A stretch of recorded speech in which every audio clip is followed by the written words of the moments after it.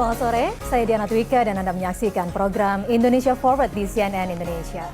Pemirsa, sistem seleksi masuk perguruan tinggi negeri tahun 2023 diselenggarakan oleh Tim Seleksi Nasional Penerimaan Mahasiswa Baru atau yang kita kenal dengan SNPMB Perguruan Tinggi Negeri bersama dengan Balai Pengelolaan Pengujian Pendidikan atau BPPP, Kementerian Pendidikan, Kebudayaan, Riset, dan Teknologi. Tim persiapan SNPMB dibentuk melalui Keputusan Menteri Pendidikan, Kebudayaan, Riset, dan Teknologi Republik Indonesia dengan nomor 346P tahun 2002 tentang Tim Persiapan Seleksi Nasional Penerimaan Mahasiswa Baru dan Perguruan Tinggi Negeri tahun 2023. Lantas bagaimana mekanisme jalur masuk PTN tahun 2023? Dan sejauh mana transformasi pendidikan seleksi masuk PTN? Kita akan membahasnya bersama 4 narasumber yang sudah hadir di studio.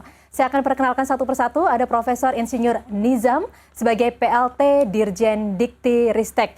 Halo Prof. Nizam, selamat sore. Selamat sore Mbak Diana. Dan juga ada Bapak Anindito Aditomo selaku Kepala BSKAP. Halo Pak Nino ya Pak, halo, kita panggilnya ya Pak ya? Betul. Baik. Mbak Diana. Dan juga ada Profesor Dr. Insinyur Muhammad Asyari. Prof. Asyari, halo selamat sore. Halo, selamat sore Mbak Diana. Terima kasih sudah meluangkan waktu bersama kami. Dan juga ada Ketua Umum SNPMB Profesor Dr. Insinyur Budi Prasetyo Widyobroto selaku Ketua Pelaksana Eksekutif SNPMB. Halo Prof. Budi. Halo, selamat sore Mbak Diana. Terima kasih banyak juga udah meluangkan waktu bersama kami Bapak-bapak di sini. Ini bahasan yang pasti sangat dinantikan sekali begitu ya, transformasi kebijakan untuk seleksi penerimaan mahasiswa baru, dan ini akan berlaku di tahun 2023 begitu ya. Betul. Baik, sebelum kita membahas lebih jauh, pastinya kita ingin mengetahui dari akarnya terlebih dahulu. Saya mau ke Pak Nino terlebih dahulu. Sebenarnya apa yang menjadi latar belakang dari perubahan kebijakan ini dan apa yang menjadi goals atau tujuannya? Perubahan ini merupakan bagian dari transformasi sistem pendidikan kita yang lebih besar. Dan pendidikan kita memang harus bertransformasi karena seperti kita semua tahu, masa depan yang akan dihadapi anak-anak kita akan jauh berbeda. Perkembangan ilmu pengetahuan, perubahan sosial budaya ini akan menghasilkan banyak problem, isu-isu yang kompleks. Pace, kecepatan perubahan itu sendiri akan sangat luar biasa. Dan karena itu yang sangat diperlukan oleh anak-anak kita adalah kemampuan dan kemauan untuk belajar sepanjang hayat, untuk terus-menerus beradaptasi dan belajar. Dan fondasi dari itu adalah kemampuan literasi dan daya nalar. Karena itu kita berupaya untuk mentransformasi sistem pendidikan kita, menyiapkan anak-anak kita supaya memiliki karakter, daya nalar, literasi yang membuat mereka bisa terus belajar di masa depan. Transformasi itu misalnya mencakup sistem kurikulumnya. Kita mengubah kurikulum menjadi kurikulum merdeka yang orientasinya adalah pada kompetensi dasar dan daya nalar tadi. Bagaimana kita mengevaluasi sekolah juga kita ubah, yang tadinya ujian nasional UN ya, yang menekankan pada banyaknya informasi yang diketahui, itu sekarang difokuskan pada daya nalar, literasi, numerasi, dan karakter.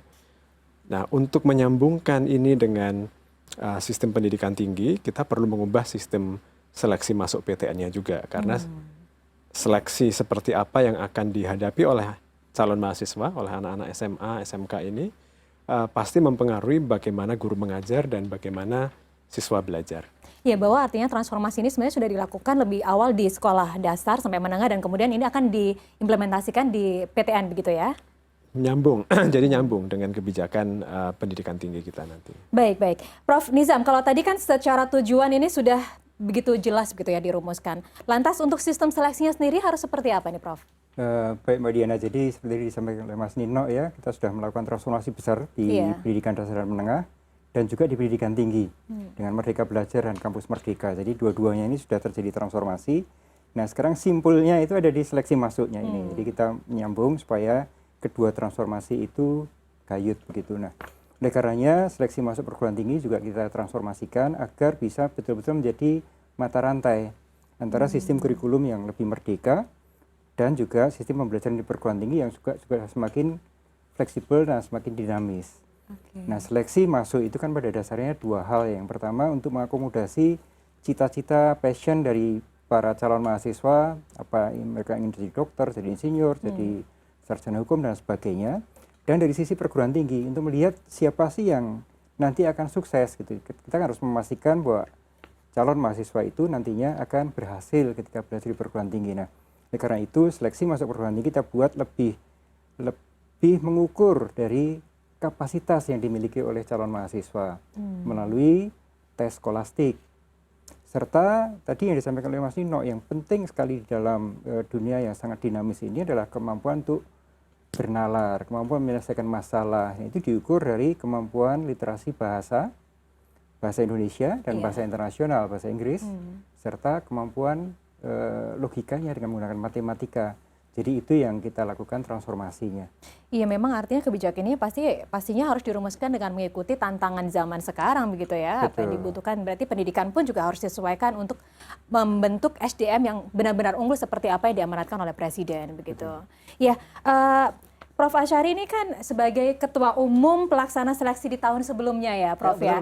Boleh dong Prof di sini dijabarkan. Ini kira-kira untuk sistem penerimaan atau seleksi mahasiswa baru yang sekarang ini bedanya dengan yang tahun lalu seperti apa? Ya, baik.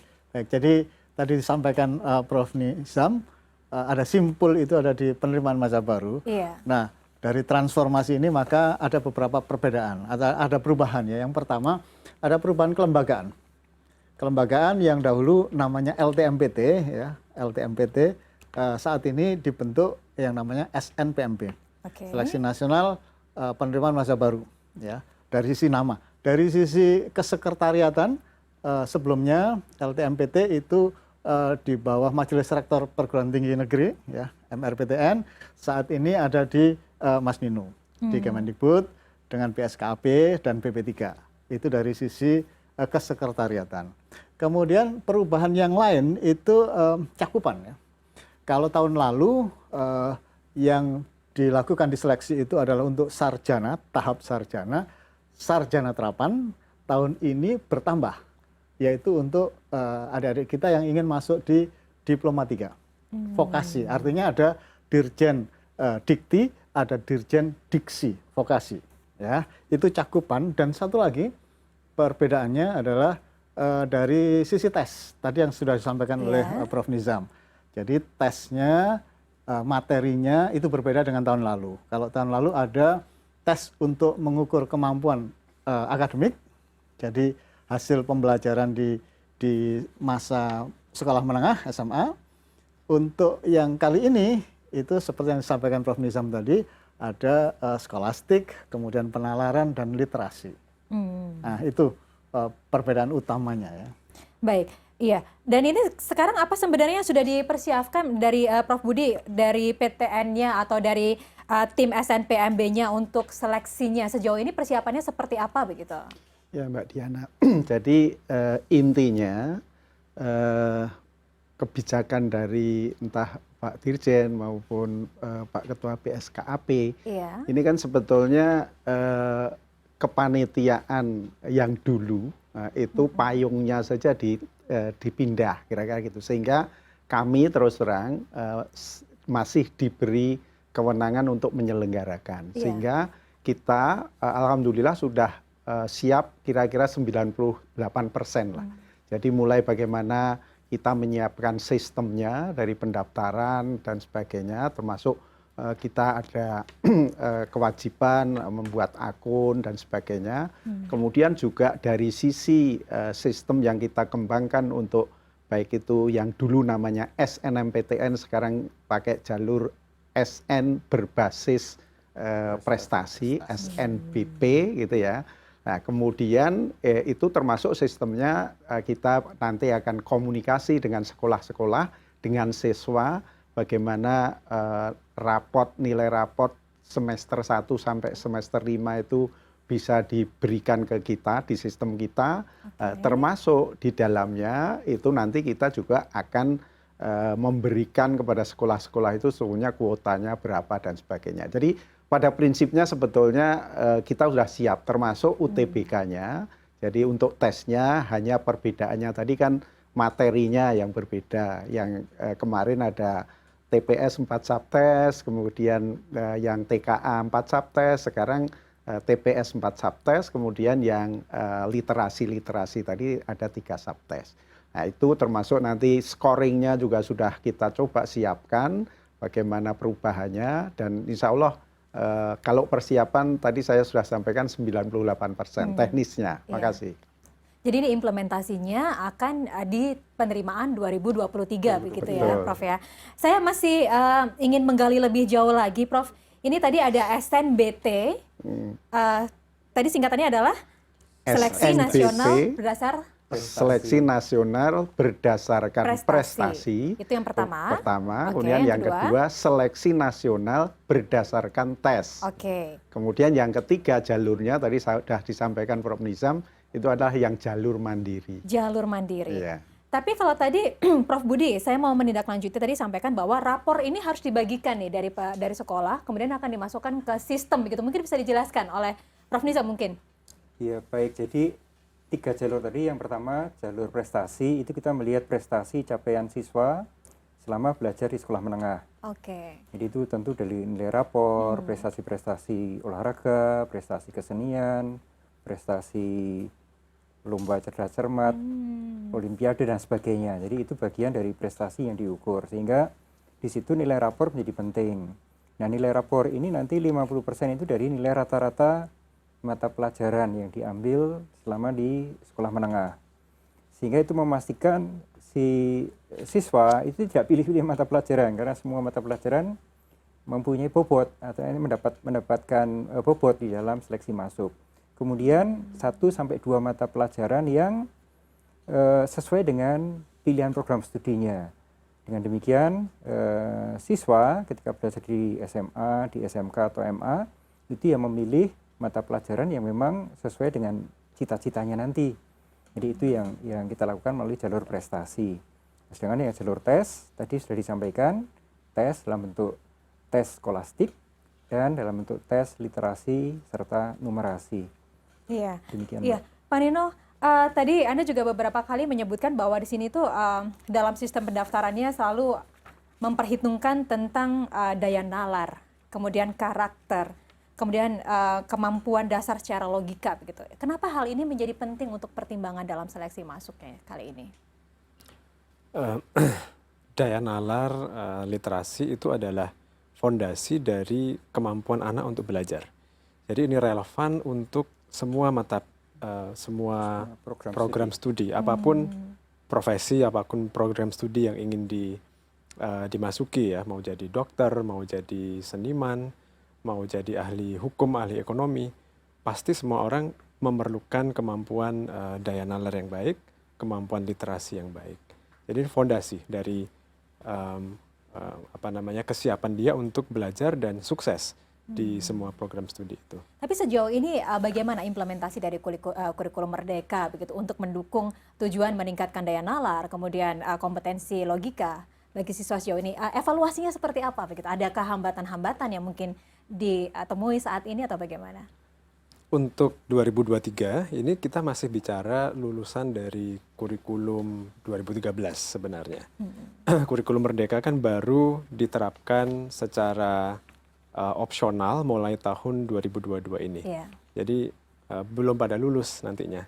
Tapi memang betul ini nyambung dengan konsep yang kita bangun di kurikulum Merdeka. Nanti di kurikulum Merdeka di kelas 11 dan 12 anak tidak lagi dijuruskan, tapi mereka diminta untuk memilih dengan panduan guru, orang tua, guru bimbingan konseling gitu ya, untuk memilih mata pelajaran apa yang paling relevan dengan program studi yang mereka ingin masuki nanti di perguruan tingginya. Ya, itu yang sekarang tertuang di keputusan Menteri 345 ya tahun 2022. Jadi kalau saya mau masuk teknik, selain seperti kata Pak Nizam tadi, semua mata pelajaran akan diperhitungkan.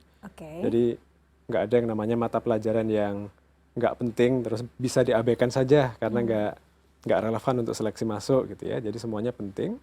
Tetapi kalau saya mau masuk teknik, di Kepmen itu jelas sekali bahwa ada bobot lebih pada mata pelajaran misalnya matematika lanjut dan fisika. Karena itu yang memang paling relevan untuk menyiapkan mereka studi dan berhasil di teknik itu. Nah, itu ada untuk tiap-tiap jurusan gitu ya, tiap-tiap prodinya. Baik, baik kalau begitu. Artinya bahwa memang masyarakat ketika mungkin di tahun-tahun ini akan memasukkan anak-anaknya ke perguruan tinggi, itu bahwa ternyata rapor selama mereka berada di sekolah menengah atas gitu, itu juga diperhitungkan begitu ya.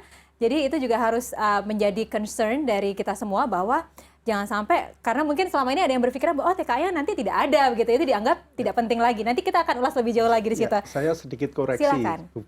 belum terlanjur. Silakan.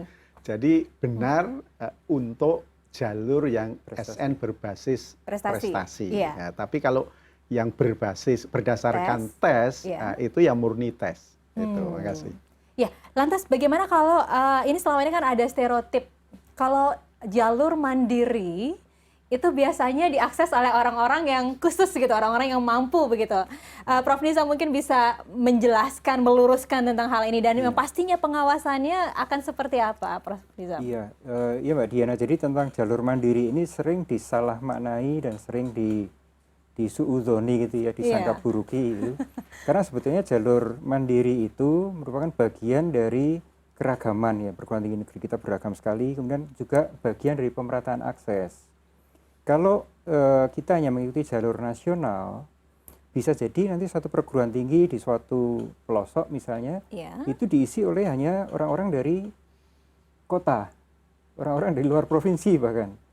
Jadi di provinsi itu sendiri malah tidak tertampung melalui seleksi yang nasional tadi.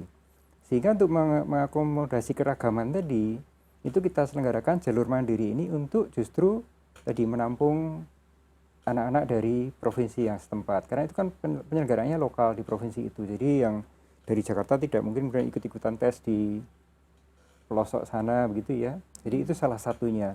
Dan selain itu juga jalur, semua jalur itu uang kuliahnya sama. Yaitu dengan uang kuliah tunggal. Dan uang kuliah tunggal itu sudah ditetapkan oleh menteri batasnya. Kemudian di breakdown ke dalam rincian oleh masing-masing perguruan tinggi. Dengan catatan bahwa uang kuliah itu dipungut sesuai dengan kemampuan orang tua. Yang mampu membayar sesuai kemampuan, yang tidak mampu kita bantu. Berikan ada KIP kuliah, ada beasiswa dari perguruan tinggi, tidak perlu dipungut biaya. Jadi UKT itu ada yang nol, ada UKT yang Rp0. Jadi itu yang sering disalah persepsikan, seolah-olah jalur mandiri itu hanya untuk anak orang yang mampu. Tidak. Jalur mandiri itu basisnya tetap seleksi kemampuan akademis. Uang kuliahnya disesuaikan dengan kemampuan orang tua. Jalur prestasi pun juga begitu, disesuaikan dengan kemampuan orang tua. Jalur tes pun juga uang kuliahnya disesuaikan dengan kemampuan orang tua. Tapi untuk pengawasannya sendiri? Untuk pengawasan, jadi untuk pengawasan itu tentu di dalam Permen 48 itu juga sudah jelas ya bagaimana yang perlu kita tingkatkan itu adalah transparansi dan kontrol terhadap seleksi jalur mandiri tadi. Sehingga di dalam permen itu dipastikan bahwa pimpinan perguruan tinggi, artinya perguruan tinggi itu mengumumkan berapa daya tampungnya, bagaimana cara seleksinya, semua harus tahu bagaimana kuotanya berapa untuk masing-masing prodi, serta cara seleksinya.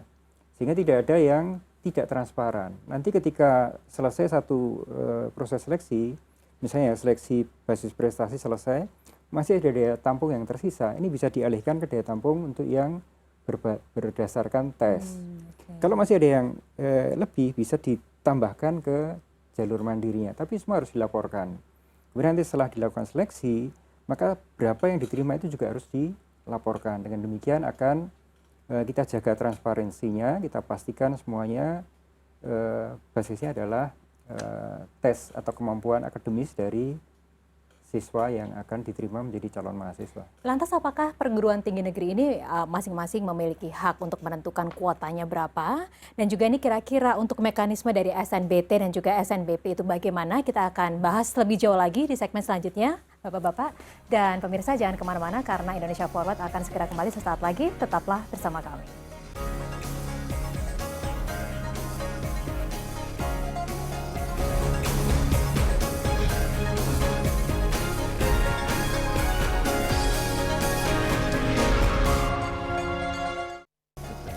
Baik, terima kasih pemirsa Anda masih bersama kami di program Indonesia Forward dan kita masih membahas tentang SNPMB 2023 dan kita lanjutkan dialog dengan keempat narasumber kita.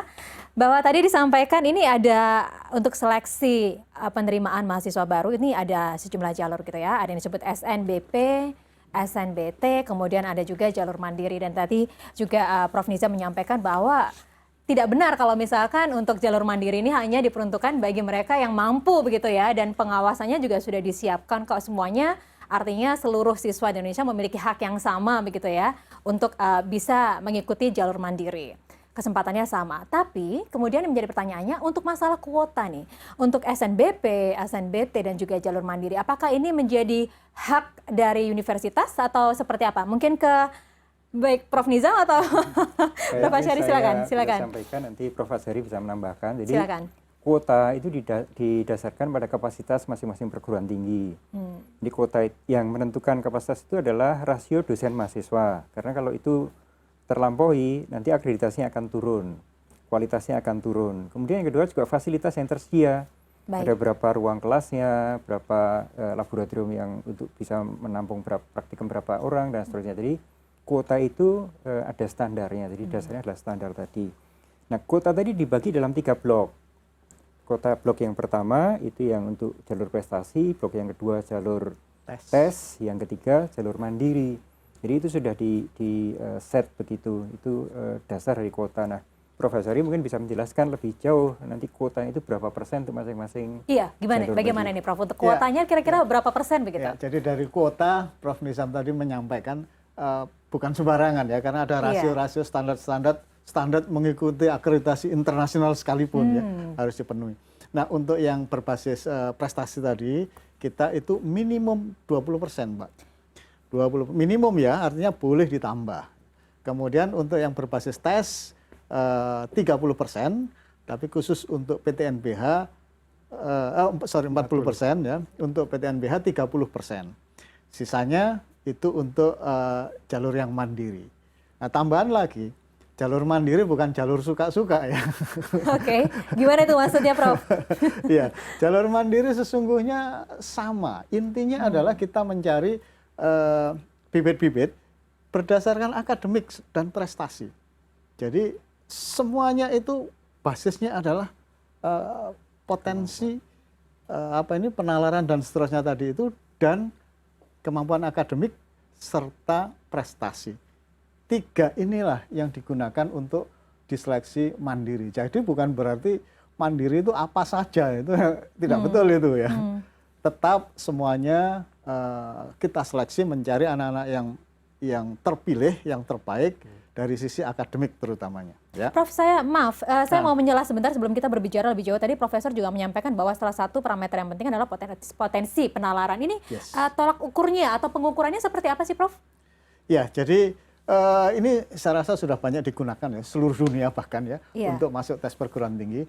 Itu penalaran sesungguhnya adalah kemampuan kognitif yang dimiliki seseorang sejak dari lahir ya, sejak dari lahir. Jadi kemampuan kecepatan berpikir logis ya dan segala macamnya itu yang diukur. Nah, tentu saja kalau masalah ini ada desain waktunya, desain pertanyaan-pertanyaannya nanti itu bukan hafalan ya. Tapi sekali lagi penalaran ya, logika, pemahaman. Nah, seperti itu. Kalaupun ada matematika, itu adalah matematika dasar. Sehingga semua orang, makanya dari yang memilih D3, memilih sarjana terapan, sarjana, semuanya sama. Tidak ada beda. Nah, karena yang dilakukan adalah pengukuran yang penalaran dan logika dan seterusnya tadi itu, kemampuan literasi. Baik. Iya, mungkin di sini Prof. Budi bisa lebih mengelaborasi ini untuk mekanismenya begitu ya, untuk jalur SNBP dan juga SNBT ini mungkin bisa lebih dikuliti lagi seperti apa ini Prof, satu persatu. Ya, begini Mbak Diana dan masyarakat semuanya. Pada intinya yang SNBP itu dulu namanya SNMPTN. Baik, ini prestasi begitu ya? Ya, prestasi. Kemudian yang dulunya SBMPTN itu sekarang SNBT, basis tes, berdasarkan tes. Nah, sebetulnya relatif ya, relatif perbedaannya tidak terlalu banyak.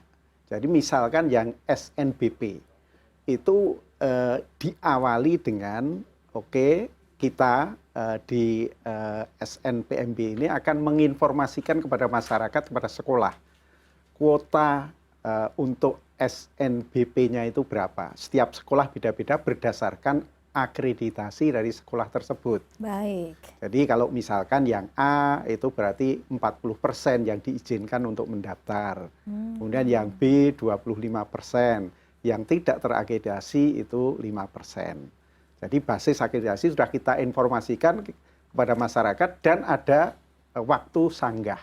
Waktu sanggah itu apa? Artinya kalau merasa bahwa ini saya itu sekolah saya akreditasinya A kok di situ saya hanya di jatah B misalkan. Nah, itu silahkan untuk menyanggah ke kami, kemudian nanti akan kita cek bersama-sama dengan Ban SM, kemudian akan kita naikkan kalau memang betul. Nah, kira-kira seperti itu. Tapi kira-kira untuk waktu sanggahnya berapa lama itu, Prof? 1 bulan. 1 bulan. 1 bulan. Nah, kemudian dari sudah memiliki kuota tersebut, nah, sekolah itu memasukkan data siswanya dan prestasinya. Jadi kalau jatahnya taruhlah dari 100 hanya 40 orang misalkan, ya itu sekolah itu sudah akan memilih 40 orang itu yang nantinya semua nilai dari semester 1 sampai semester 5, semua mata pelajaran dimasukkan. Nah, kemudian termasuk bagaimana sebetulnya kok bisa diambil 40% terbaik itu. Ya dasarnya dari rata nilai, mulai dari semester 1, semester 5 tadi. Nah, kemudian setelah itu baru si pesertanya, si siswa yang eligible untuk mendaftar masuk ke kuota itu baru mendaftar. Jadi memilih. Nah, sekarang ini 2023 tadi ada diploma 3, diploma 4, S1. Itu total dari program studinya di atas 3.000. Nah, setiap peserta itu diizinkan untuk mendaftar memilih 2 program studi. Nah, khusus yang SN berdasarkan prestasi tadi, itu kita ada kesepakatan di para rektor bahwa kalau memilih 2 program studi, itu salah satunya harus berada di perguruan tinggi di provinsi sesuai dengan SLTA-nya. Jadi misalkan SMA yang berada di Makassar, nah, itu kalau mau memilih UI dan ITS itu nggak boleh. Harus salah satunya itu perguruan tinggi di daerah tersebut. Jadi entah Unhas atau UNM gitu. Itu yang jalur SN ya BP. Dan ini bedanya dengan yang kemarin itu ada beberapa karena tadi sudah disampaikan oleh Prof. Nisam juga, ini diizinkan, artinya lintas dibebaskan. Jadi anak bahasa, anak adik-adik dari bahasa maupun IPS itu diizinkan untuk memilih program studi IPA. Yang kemarin itu ada batasan-batasan dari perguruan tinggi, boleh tidak boleh. Nah, gitu. Tapi sekali lagi kalau pesan saya, istilah saya itu merdeka bertanggung jawab. Nah, artinya harus betul-betul ya keberhasilan di perguruan tinggi itu nanti betul-betul bisa dicapai. Nah, gitu. Itu yang jalur SN. Yang jalur yang SNBT yang berbasis tes tadi, ya kita sekali lagi seperti tahun sebelumnya sebetulnya sama. Kita akan melakukan, mohon maaf, tahun ini itu kita belum bisa mengadakan tes setahun 4 atau 5 kali, itu belum bisa karena kita bicara dengan teman-teman perguruan tinggi termasuk infrastruktur komputer yang kita gunakan dan sebagainya, sehingga kita melakukan tes itu sekali, dalam sekali ini ada 2 gelombang, setiap gelombang ada 7 hari, setiap hari ada 2 sesi. Jadi ada 28 sesi kira-kira. Nah, ini kira-kira kita sudah bisa melayani kurang lebih ya 900 sampai 1 juta peserta selama itu. Nah, sehingga setelah tes di perguruan tinggi, pusat-pusat UTBK, perguruan tinggi, kemudian nanti kita akan melakukan scoring, kemudian setelah itu diadakan seleksi. Itu yang berdasarkan tes, Mbak. Baik, Prof tadi juga Prof Budi menyampaikan bahwa di sini ada rata nilai yang bisa disetorkan gitu ya dari sekolah untuk sebagai salah satu basis penilaiannya. Ini kalau tadi kan untuk rata nilainya dari semester 1 sampai semester 5. Padahal untuk sebagai kacamatanya kita baru bisa melihat bahwa dia memiliki potensi atau tidak itu pastinya tidak mungkin ada di awal gitu ya. Berarti itu bagaimana Prof untuk kira-kira untuk bisa meneropong nih kira-kira anak-anak ini memiliki potensi atau tidak, mungkin bisa dijelaskan di situ. Justru sebetulnya dengan semester 1 sampai semester 5 itu sebagai basis yang kita gunakan, entah pemeringkatan, entah nanti untuk seleksi, itu kalau seseorang memiliki prestasi yang konsisten untuk semua mata pelajaran, itu kok perkiraan estimasi kita pasti lebih bagus dibanding yang dia hanya memiliki nilai-nilai tertentu yang mungkin dibagus-baguskan atau apa, kira-kira gitu. Jadi dan itu nanti tadi sudah disampaikan oleh Prof. Nizam bahwa untuk seleksi SNBP itu tadi kan 50% rata nilai dari semester 1 sampai semester 5. Nah kemudian yang 50% itu tadi sudah disampaikan juga, itu sebetulnya nanti prosentasenya dan sebagainya wewenang dari perguruan tinggi, tapi sudah ada Capman-nya yang mengatur mata pelajaran pendukungnya itu apa kalau mengambil program studi tertentu. Nah, kira-kira gitu, Mbak. Baik. Saya tambahkan sedikit, Silakan, Mbak Diana. Pak Nino, silakan. Betul disampaikan Prof. Budi tadi. Dengan melihat semua mata pelajaran dan mulai semester 1 sampai semester 5, itu proksi yang sangat baik untuk memprediksi keberhasilan studi di perguruan tinggi. Karena nilai yang konsisten tadi itu bukan hanya mencerminkan pengetahuan, tetapi itu mencerminkan keterampilan belajar yang membuat dia bisa mengatur waktu misalnya, mengelola motivasi. Jadi faktor-faktor psikologis yang itu sangat penting juga untuk berhasil di perguruan tinggi nantinya. Begitu. Lantas kalau baik dari nilai-nilai akademi selama di sekolah menengah itu sangat menunjang begitu ya. Kira-kira akan juga memberikan gambaran kira-kira ini jalur yang pas untuk dia atau apa yang akan diambil itu juga sangat ditentukan dari bagaimana kualitas dia atau pelajaran dia selama di sekolah. Tapi di sini kan juga untuk UTBK-nya sendiri ini sudah tidak ada tes kemampuan akademik ya. Ini lantas seperti apa? Yang sudah tidak ada itu tes yang berbasis konten mata pelajaran. Konten mata pelajaran. Konten mata pelajaran itu kita hilangkan. Pak Nino. Alasannya sudah kita bahas tadi sebenarnya, yaitu yang penting adalah kita ingin mengambil calon-calon mahasiswa yang paling punya potensi akademik yang baik, daya nalar, kemampuan literasi. Karena ini yang penting untuk masa depan mereka dan penting untuk keberhasilan studi juga. Kenapa ini kita lakukan? Ini harus dilihat juga secara holistik, secara bersamaan dengan jalur seleksi nasional berbasis prestasi. Kalau kita hanya menggunakan jalur seleksi yang berbasis prestasi, ini ada sedikit bias ke arah anak-anak yang kebetulan mereka berada di sekolah-sekolah yang baik. Tadi kan yang akreditasinya A, kuotanya lebih banyak. Yeah. Akreditasinya B lebih sedikit, C lebih sedikit lagi gitu ya. Padahal kita tahu ada kemungkinan bahwa ada loh anak-anak yang hebat, potensi kognitifnya, potensi akademiknya, tapi mereka karena satu dan lain hal itu kebetulan bersekolah di sekolah-sekolah yang kurang baik. Jadi ini mutiara-mutiara terpendam ini di sekolah-sekolah yang jatahnya dapatnya cuma sedikit, tapi kalau dia diberi kesempatan untuk menunjukkan kemampuan akademiknya melalui UTBK, jalur tes yang mengukur daya nalar tadi ya, itu mereka akan punya kesempatan. Dan kita sebagai perguruan tinggi, sebagai masyarakat juga diuntungkan. Karena kita bisa mengidentifikasi mutiara-mutiara terpendam tadi yang sayang sekali kalau mereka sampai tidak punya kesempatan untuk berkuliah dan berkontribusi pada masyarakat nantinya.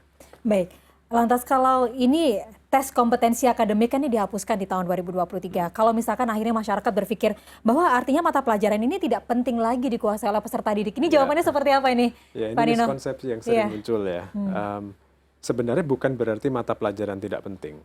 Karena di jalur yang pertama, jalur yang berdasarkan prestasi, itu jelas semua mata pelajaran ada bobotnya. Nah, jadi kalau anak-anak mengabaikan mata pelajaran, tentu mereka akan rugi sendiri di seleksi yang berdasarkan prestasi. Tapi yang di seleksi yang kedua yang berdasarkan tes pun sebenarnya tidak ada dikotomi antara konten dengan daya nalar. Karena melatih daya nalar itu pasti melalui belajar tentang sesuatu kan. Sesuatu ini konten gitu ya. Jadi daya nalar itu nggak bisa dikembangkan tanpa belajar konten.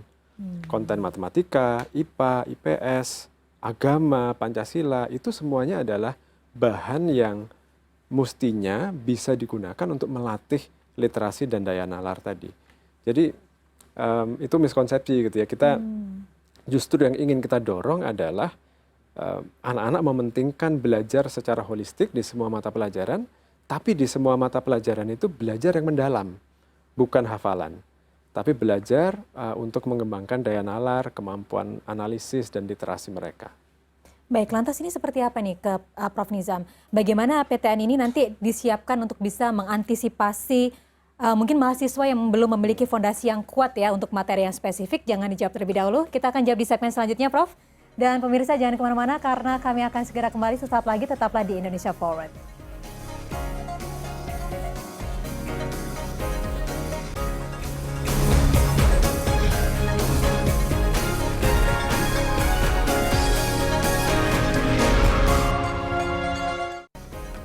Baik saudara, terima kasih Anda masih bersama kami di program Indonesia Forward dan kita masih membahas SNPMB 2023 dan masih bersama keempat narasumber, Profesor Insinyur Nizam, PLT Dirjen Diktiristek, Profesor Anindito Aditomo, Kepala BSKAP, Profesor Muhammad Asyari, Ketua Umum SNPMB dan juga Profesor Budi Prasetyo Widyo Broto selaku Ketua Pelaksana Eksekutif SNPMB. Tadi saya sempat bertanya di akhir segmen kedua ke Prof. Nizam, ini lantas bagaimana peran dari PTN untuk bisa menguatkan atau mengantisipasi mahasiswa ya yang belum memiliki fondasi kuat untuk materi yang spesifik? Apa yang bisa dilakukan, Prof? Iya, pertama melalui seleksi ini kan sudah kita dapatkan bibit-bibit yang punya potensi untuk belajar ya. Benar. Mereka punya daya nalar yang bagus, benar kritis, literasi numerasinya baik. Itu adalah modal yang penting. Itu seperti kebun yang sudah siap untuk ditanam dengan biji-bijian yang akan tumbuh subur ya. Nah, sekarang tugas perguruan tinggi yang selama ini sebenarnya sudah dilakukan untuk mengisi menanam benih-benih tadi, menguatkan apa yang sudah dipelajari di SMA dan pendidikan menengah atas lainnya, SMA, SMK, MA, untuk bisa tumbuh lebih kuat lagi. Di samping matrikulasi itu menambahkan pelajaran-pelajaran atau mata kuliah yang nanti akan menjadi fondasi untuk bidang keilmuannya ya, prodinya misalnya di teknik, dia akan mendalami lagi fisika, dia akan mendalami matematika atau teknik kimia dan sebagainya, atau kimia dan sebagainya. Jadi dasarnya sudah diperoleh di SMA. Tapi tidak harus semuanya dipelajari di SMA. Jadi tugas dari perguruan tinggi tadi matrikulasi untuk menyiapkan university level science misalnya untuk bisa nanti menjadi fondasi untuk bisa belajar keilmuan yang lebih spesifik. Jadi yang penting tadi bibitnya itu sudah siap di sana, yaitu melalui melihat potensi mahasiswa, calon mahasiswa yang tadi sudah diseleksi melalui tes skolastik maupun daya nalar, daya berpikir kritisnya, pemahaman dan sebagainya, itu yang paling penting. Sehingga apa yang selama ini sudah dilakukan oleh perguruan tinggi, ini kalau dulu mengukurnya itu dari capaian si siswa ketika di SMA-nya untuk pelajaran tertentu. Sekarang kita melihat sebetulnya potensi si anak ini untuk belajar itu seperti apa. Jadi itu yang membedakan, mungkin sedikit membedakan. Nah kemudian di pembelajaran di sekolah menengahnya sendiri, ini juga di sisi transformasi di pendidikan dasar dan menengah, itu memang kita lebih dorong pada high order thinking skills, ya, kemampuan bernalar yang lebih mendalam, memahami, bukan sekedar atau dijejali dengan hafalan atau pengetahuan, bukan sekedar tahu, tapi betul-betul bisa memahami, mengaplikasikan, menggunakan pengetahuannya itu untuk menyelesaikan permasalahan. Nah, itulah modal cara berpikir, cara bernalar yang tepat untuk nanti sukses belajar di perguruan tingginya. Jadi itulah kenapa tesnya diarahkan pada tes skolastik, literasi, numerasi, daya nalar, daya pikir untuk menyelesaikan suatu masalah. Itu karena itulah fondasi untuk nanti siap untuk ditanami dengan tadi pengetahuan-pengetahuan yang menjadi fondasi untuk dia nanti bisa belajar tentang keinsinyuran, belajar tentang kedokteran, ilmu hukum, ilmu sosial dan sebagainya.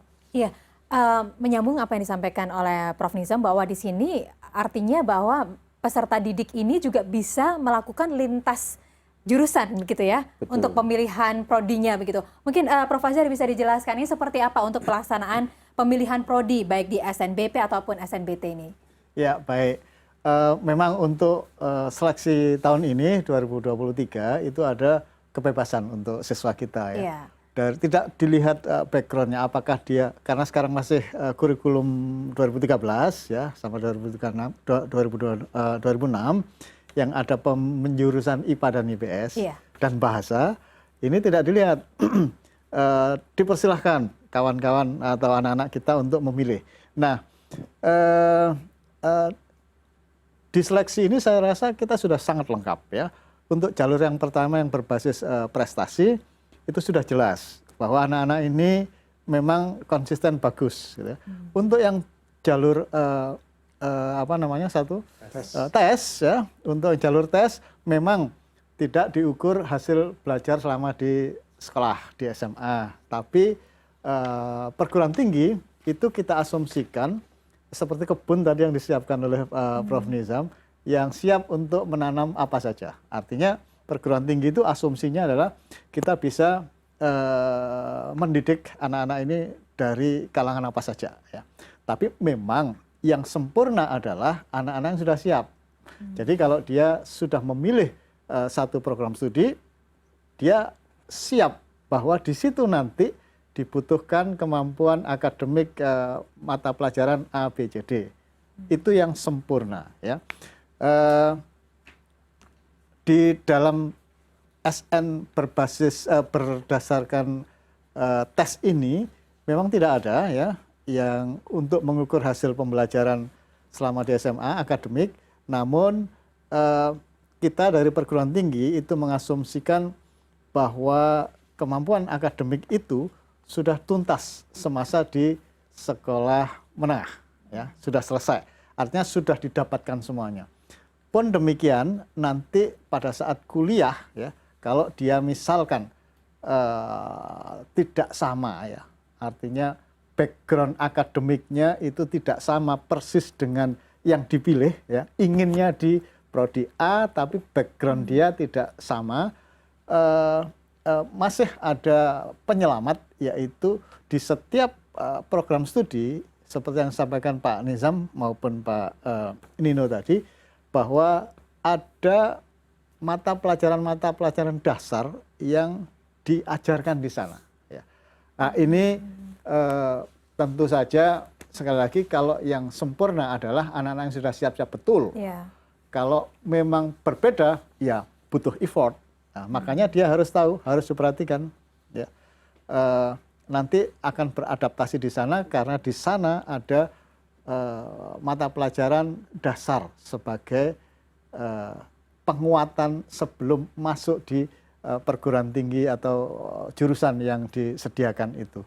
Nah, saya kira Mbak Diana ya, dari sisi seleksi kita sudah sangat lengkap ya.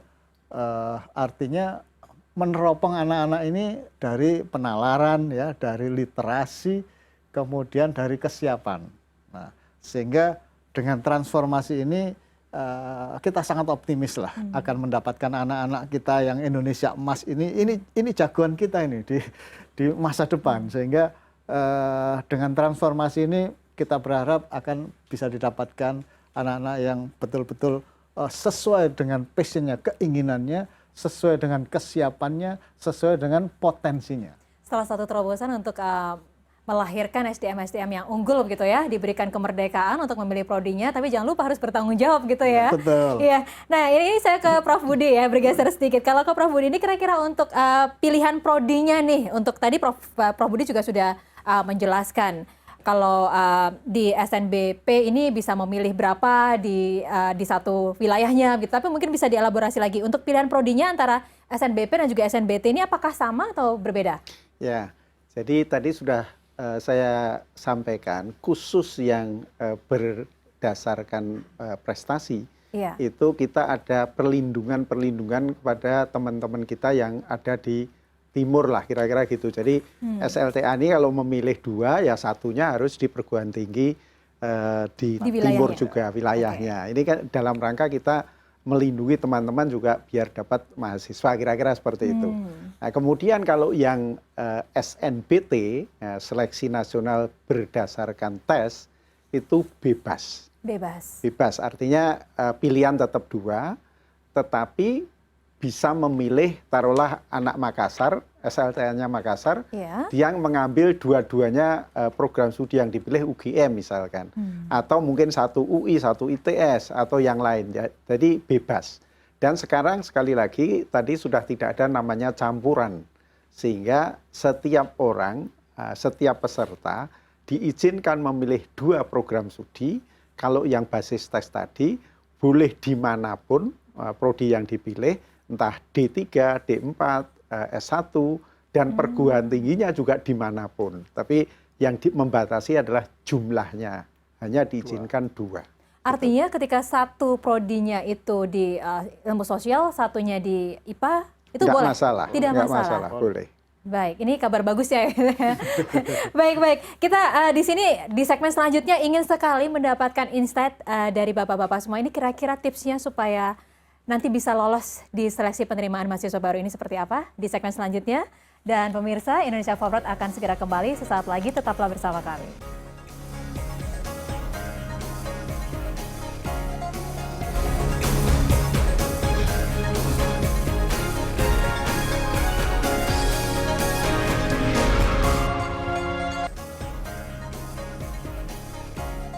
Ya baik, terima kasih Anda masih bersama kami di program Indonesia Forward dan masih melanjutkan perbincangan kita membahas tentang SNPMB 2023 masih bersama dengan 4 narasumber kita.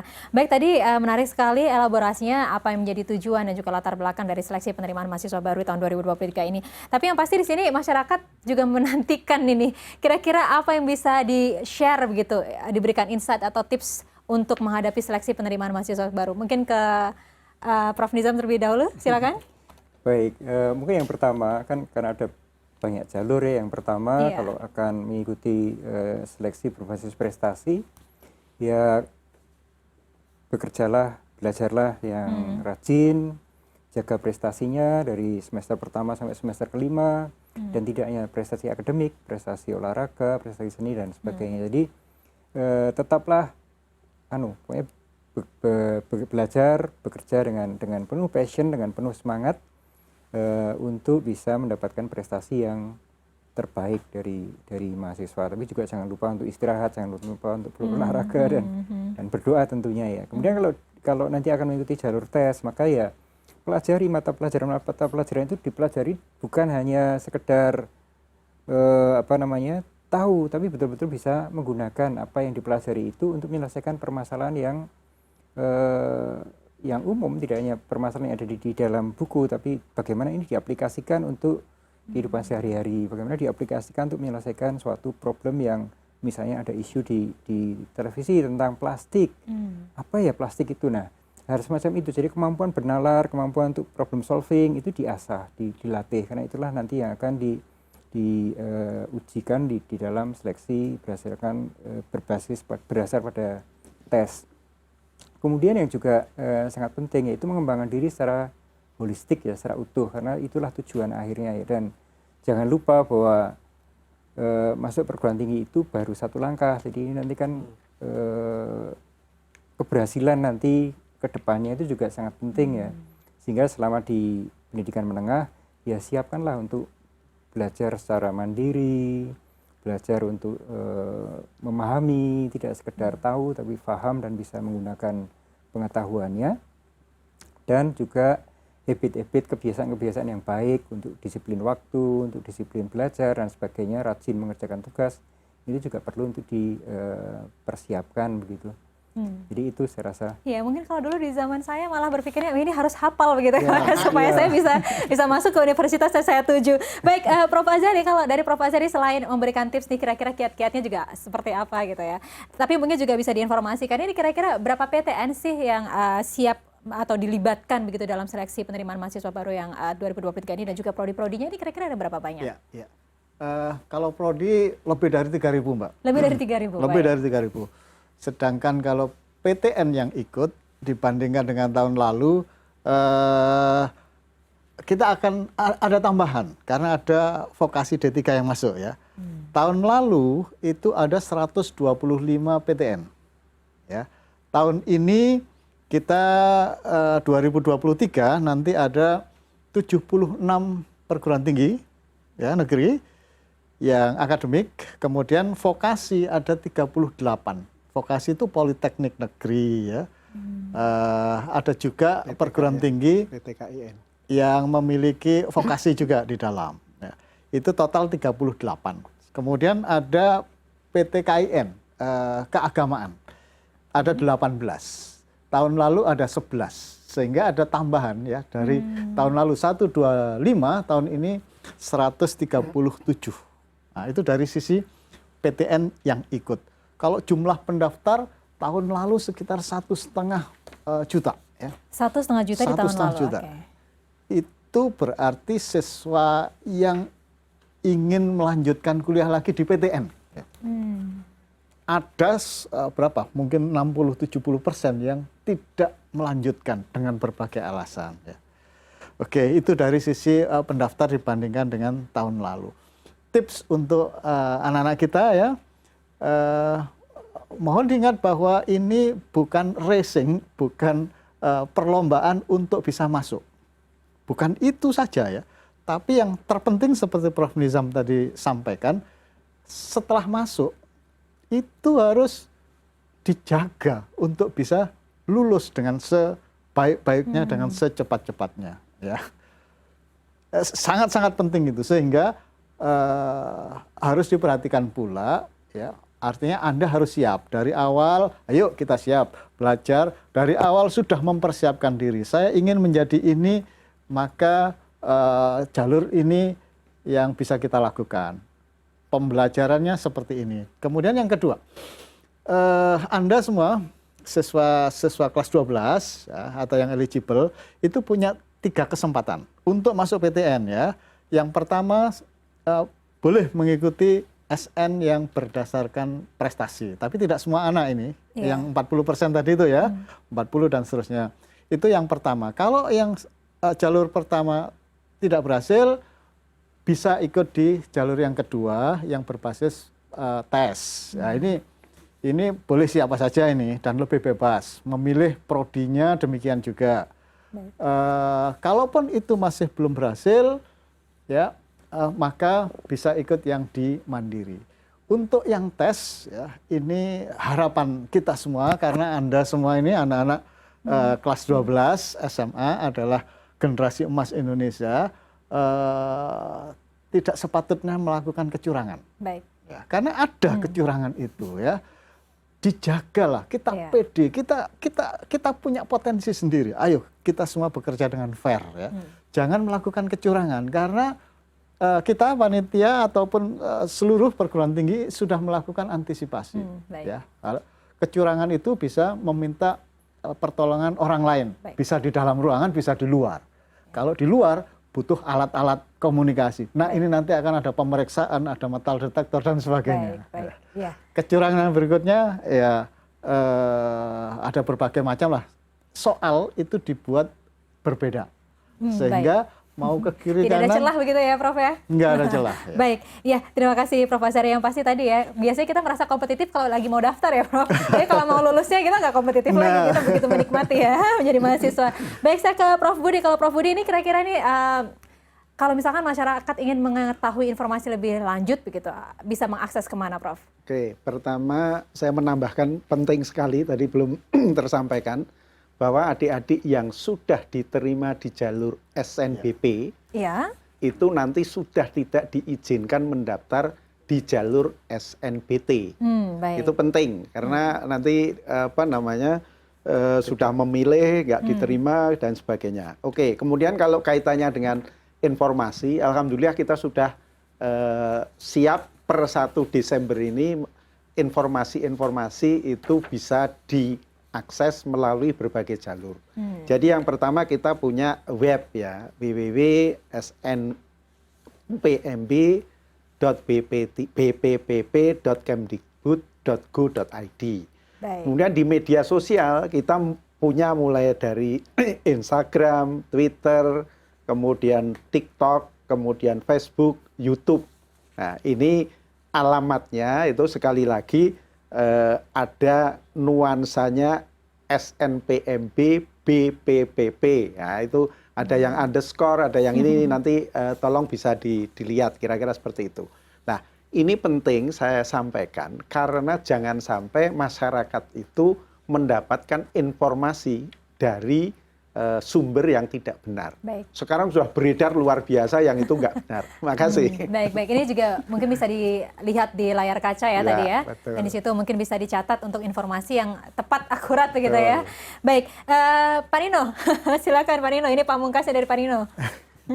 Baik, kalau tadi untuk adik-adik yang akan menghadapi seleksi ini, saran-saran, nasihat Prof. Nizam dan Prof. Azhari sudah sangat baik tadi.